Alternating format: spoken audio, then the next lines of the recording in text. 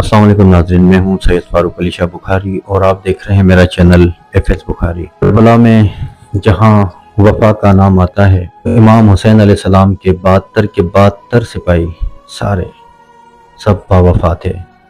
तो जैसे ही करबला के शहीदों में वफा के बारे में ज़िक्र आता है तो वफा का सोचकर हज़रत गाज़ी अब्बास अलमदार का ही तस्वर आता है।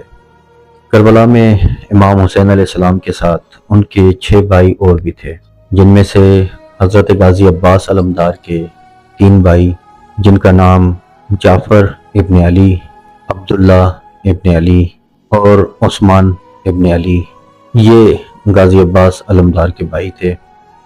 और इनकी वालदा का नाम जनाब बीबी उम्मुल बनीन था और इनका कबीला कलाब कबीला इसलिए मशहूर था कि ये तीरंदाजी में, निशानेबाजी में और बालेबाजी में बहुत मशहूर था कि इनका निशाना कभी भी चुकता नहीं था, जो बीबी उम्मुल बनीन के फर्जंद थे और ये करबला में शहीद हुए।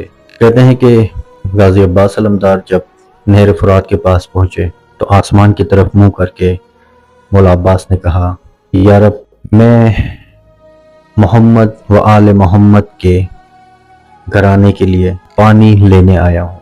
या रब, मुझे इतनी हिम्मत और इतनी क़ुव्वत अता करना कि मैं मश्क सकीना खेमों तक पहुँचा सकूँ। आप भी अगर किसी प्यारे को या किसी मोअज़्ज़िज़ को जो आपका दोस्त हो और आप भी चाहते हैं कि वो आपके साथ सारी ज़िंदगी ऐसे ही मोअज़्ज़िज़ और वफ़ादार रहे, या फ़त्ता हो या मोइज़ हो, या फ़त्ता हो या मोइज़ हो, 113 मरतबा अव्वल आखिर दुरूद के साथ पढ़ें तो इंशाअल्लाह तो आपका दोस्त, आपका भाई या आपका जो मोअज़्ज़िज़ है जिसको आप चाहते हैं कि वो आपके साथ सारी ज़िंदगी बावफ़ा और वफ़ादार बनकर रहे, तो ये अमल आप 8 मुहर्रम को करें या उसके अलावा भी कर सकते हैं।